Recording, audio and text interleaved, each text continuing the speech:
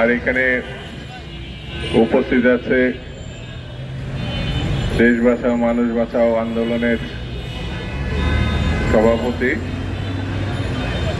রফিকুল ইসলাম রিপন, জিয়া সাংস্কৃতিক সমাজ কল্যাণ সংগঠনের সভাপতি গিয়াসউদ্দিন খোকন, সম্মানিত নেতৃবৃন্দ, সাংবাদিক বন্ধুরা, ভাই এবং বোনেরা, আসসালামু আলাইকুম। আমি শুরুতেই উদ্যোক্তা কমিটির সম্মানিত নেতৃবৃন্দকে ধন্যবাদ জানাই। তীব্র ঠান্ডার মধ্যে যেসব মানুষ কষ্ট পায়, গরিব মানুষের জন্য যে যতটুকুই উদ্যোগ নেয়, কম্বল বিতরণের যে উদ্যোগ নেওয়া হয়েছে, সেই জন্য আমি তাদেরকে ধন্যবাদ জানাই এবং তাদের পাশে দাঁড়ানোর জন্য ধন্যবাদ এবং শুভেচ্ছা জানাই। বন্ধুরা, 12 তারিখ আগামী মাসে, বোধহয় 30 দিনও নাই, আমাদের দেশের যে প্রত্যাশার নির্বাচন, যে নির্বাচনের জন্য এই দেশে লক্ষ লক্ষ মানুষ মামলায় জরাজীর্ণ হয়েছে, কষ্ট পেয়েছে, অনেকে শহীদ হয়েছে, অনেকে গুম হয়েছে। দেশনেত্রী বেগম খালেদা জিয়ার নেতৃত্বে 16 থেকে 18 বছর আন্দোলন সংগ্রাম হয়েছে। আজকে সেই নেত্রী স্মরণে আজকে এই কম্বল বিতরণ, যিনি আমাদের মধ্যে এখন নাই, আমি তার রুহের মাগফিরাত কামনা করি এবং আল্লাহ যেন তাকে বেশ নসিব করে, এই দোয়া করি। বন্ধুরা, সেই লড়াই সংগ্রাম ছিল একটি ভালো নির্বাচনের জন্য, একটি সারা দেশের মানুষের প্রত্যাশা পূরণের একটি উদ্যোগের কথা সেই সময় আমরা বলেছি, যেটি আগামী 1 মাসও নয়, 12ই ফেব্রুয়ারিতে অনুষ্ঠিত হবে। কিন্তু এই নির্বাচন নিয়ে বিভিন্ন রাজনৈতিক দল বিভিন্ন কথা বলছে, যার একটি সরকারের সঙ্গে যাদের সব থেকে বেশি সম্পর্ক, সরকারও নির্বাচনের আগেই তাদের পক্ষে কথা বলেছে, সেই দলটি এনসিপি। তারা বলতে পারে তাদের অবস্থানের কথা, তারা লেভেল প্লেইং ফিল্ডের কথা বলছে, আমি তাদের সঙ্গে একমত। স্বচ্ছ, স্বাভাবিক, গ্রহণযোগ্য একটি নির্বাচনের জন্য লেভেল প্লেইং ফিল্ড খুবই জরুরি। সবার জন্য সুযোগ সুবিধা খুবই সমান হওয়ার দরকার। তারা যদি এটি মনে করে থাকে, তাদের সঙ্গে সরকারের তো খুব ভালো সম্পর্ক, সব সময় আবারই তো তারা তো সরকারের এই ত্রুটির কথা সরকারের সঙ্গে গিয়ে আলোচনা করে এটা মীমাংসা করতে হবে। যদি মীমাংসা করা সম্ভব না হয় অথবা উদ্যোগ না হয়, তাহলে কি মানুষ ধরে নেবে যে এটি বাদ কি বাদ, শুধু কথা বলার জন্যে এই কথা বলা?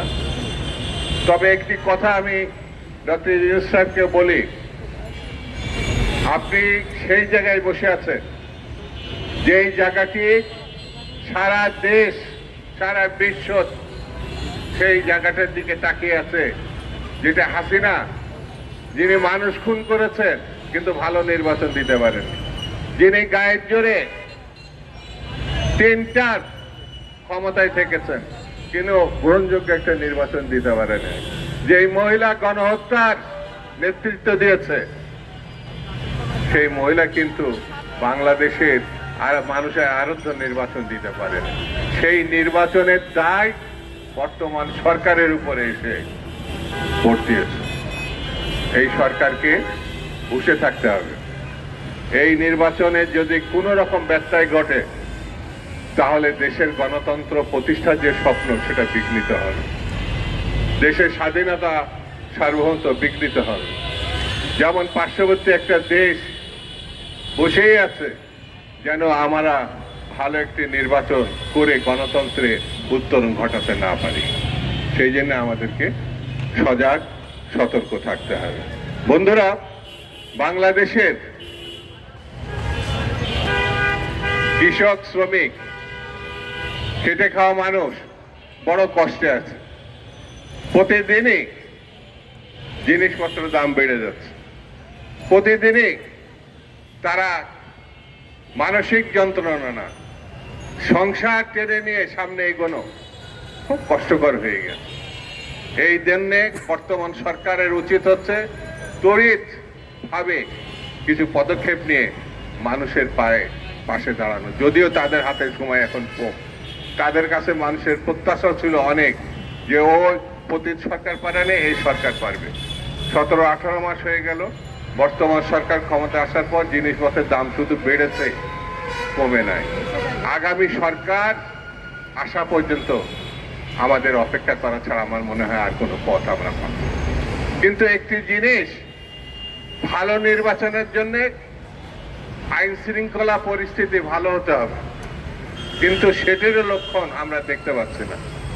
সেনাবাহিনী, আইন শৃঙ্খলা বাহিনী সবাই মাঠে থাকা অবস্থায় আমার এই ঢাকা শহর না, আমার চুয়াডাঙ্গাতেও জীবননগরে একটি ছেলেকে কি নির্মম ভাবে পিটিয়ে হত্যা করা হলো। এটা তো কোনো সন্ত্রাসীরা তাকে হত্যা করে নাই, কিন্তু যারা হত্যা করেছে তাদের এই হত্যা ঠেকানোর কথা, তারাই তো নির্বাচনে থাকবেন বলে আমরা জানি। সেই জন্য বন্ধুরা, আমাদের যেমন সতর্ক হতে হবে, যারা আইন শৃঙ্খলা পুনরুদ্ধার এবং স্বাভাবিক করার জন্য আছেন, তাদেরও যারা নেতৃত্ব পর্যায়ে আছেন, তাদেরকেও সতর্ক এবং সাবধান হতে হবে। বন্ধুরা, কথা একটাই, সেটা হচ্ছে বাংলাদেশে বসবাসযোগ্য, যেটা 71 সালের মুক্তিযুদ্ধে গণতন্ত্র স্বাধীনতার মধ্য দিয়ে মানুষ তারা দুবেলা দুমুঠো খাবে, এই প্রত্যাশায় কিন্তু এই দেশে মুক্তিযুদ্ধ হয়েছিল। 40 থেকে 50 লক্ষ শিক্ষিত অশিক্ষিত বেকার বাংলাদেশে, কাজ না এখন, বড় কষ্টে সেই কাজেরও ব্যবস্থা আর উদ্যোগ নিতে হবে। সেই জন্যে ভেবেচিন্তে আমাদের ভোট দিতে হবে। এমন সরকার চাই যে সরকার অতীতে বেগম খালেদা জিয়ার নেতৃত্বে, শহীদ জিয়া রহমানের নেতৃত্বে বাংলাদেশকে আমূল পরিবর্তন করে ফেলেছিল। নারী শিক্ষার ক্ষেত্রে বেগম খালেদা জিয়া অভাবনীয় ঘটনা ঘটিয়েছে, সেরকম একটি সরকার চাই। হ্যাঁ, আমরা প্রত্যাশা করি আগামী দিনে যিনি রাষ্ট্রনায়ক হিসেবে এখনই যিনি সম্মান পেয়েছেন, জনাব তারেক রহমানের নেতৃত্বে আগামী দিনে একটি সরকার আসবে, যে সরকারের প্রতিশ্রুতি বাংলাদেশকে